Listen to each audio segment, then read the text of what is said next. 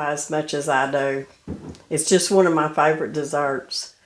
And growing up, pie was something that was always on the table because it was so easy to come in and just get anything, something very simple out of your pantry and make a wonderful pie. We didn't overthink it. We didn't even have recipe books out to wonder, what kind of pie we're going to make. What ingredients do we need to go to the store and buy? Because we just didn't do that. We made pies out of necessity, which means whatever we had in the pantry and what was necessary to put into this pie is what kind of pie we would make. So that is always my favorite pie, is just a pantry pie, a simple pie. And one of Danny's favorites is a custard pie, just an old-fashioned custard pie. And one of my favorites is the buttermilk custard pie. And that's what we're going to be making today. It's just simple ingredients, not very many ingredients.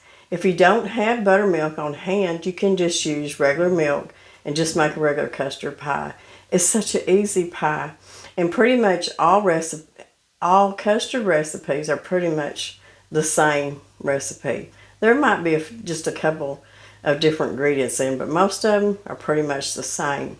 And the one I'm making today is buttermilk. If you don't have buttermilk, there's always that simple little thing to do, which to, get you some regular milk, put a little bit of vinegar or lemon juice in it, and make it kind of sour to make buttermilk. And I've done this many a times, but it's not my favorite way of having buttermilk on hand.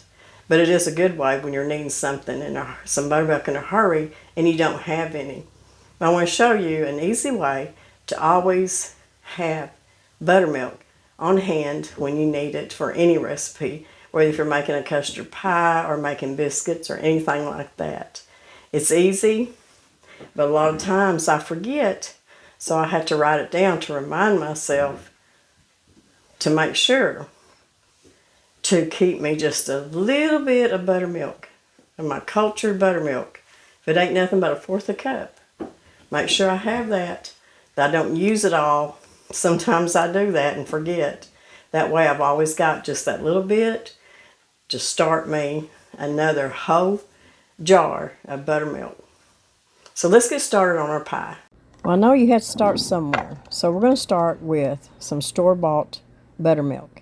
Now what's in my jar is a little over half of a quart jar of just regular whole milk.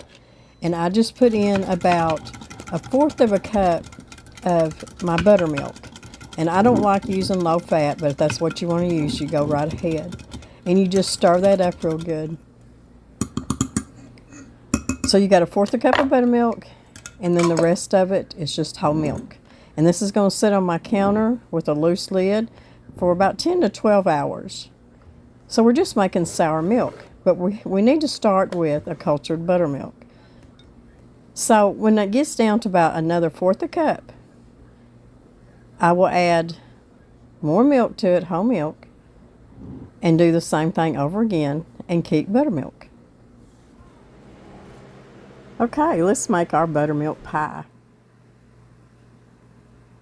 We're going to start out with 3 beaten eggs. And I like to beat them till they get pretty thick.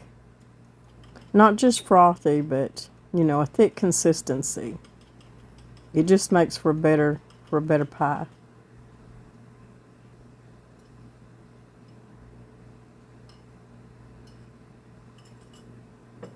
Got a cup of sugar.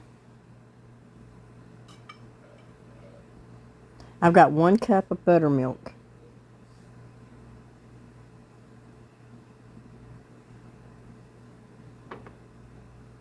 I've got a 1/3 cup of flour, just all-purpose flour. I'm going to put in about a teaspoon of cinnamon. And if you like nutmeg, you can put just a pinch of nutmeg in here. I've got a 1/2 cup of melted butter that I've cooled a little bit. And that's it. Let's mix it up. And this is what I'm talking about when I talk about things that you've already got in your pantry. Things that that you cook with every day, that you can throw together and make you a beautiful, really wonderful pie out of it. And this is by far one of Mr. Brown's favorite pies. Any kind of just a plain custard pie with just a little bit of cinnamon in it is one of his favorites. And it's one of mine too. And the neat thing about this pie is when it bakes up, the top of the pie will get kind of a little bit crusty on it. It'll be kind of crusty, just a little bit of, I don't know how to explain it. I guess that sugar kind of comes up to the top and makes a really pretty topping, crust on top with that cinnamon too. So it's just really good. And it's simple. And it's just old-fashioned. I'm going to be using a 9-inch pie crust. 350 oven. Probably anywhere from 35 to 40 minutes. It just depends on your oven how long it takes to cook. And I can tell you this is a workout on my hands. But I do love using this little hand mixer. Why? Because it's the old way. So this is an unbaked 9-inch pie shell. And it pretty much holds all of it. So, 350 oven, 40 minutes, and we'll be back with this beautiful buttermilk custard pie.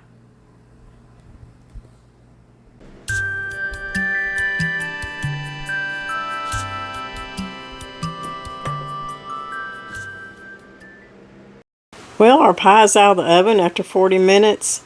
You can see how the top is good and golden brown. The middle is just a good silky custard. It's really, really beautiful and really good. And Mr. Brown, I think he's pretty happy.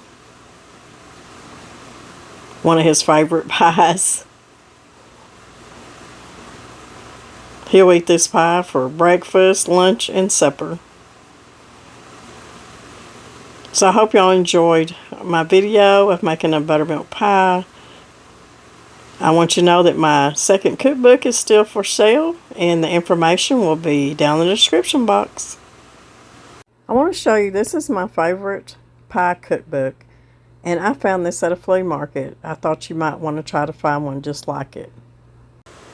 The secret of happiness does not depend upon material possessions, but upon our spiritual appreciation of what we have in Christ. Two persons may look at the same object and yet see two different things.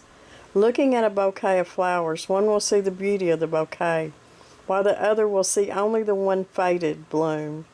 Some people can only see the one poor apple in the whole bushel of good ones. How easy to see the one fault in a Christian and be blind to all the finer qualities. Someone has said, you see only what you look for. The sign of Christian growth is the ability to overlook and be unconscious to others and see only their finer Christian qualities. Someone has recommended counting sheep if you cannot sleep. I have better advice. Try counting God's favors, and even the devil will put you to sleep, for he does not want you to count your blessings. A little girl begged her mother to read to her the story of Daniel at bedtime. I'm afraid, said the mother. But why, said the little girl. I will only dream about Daniel and leave out the lions, so don't be afraid, mother. May God help us to remember the pleasant things and forget the others.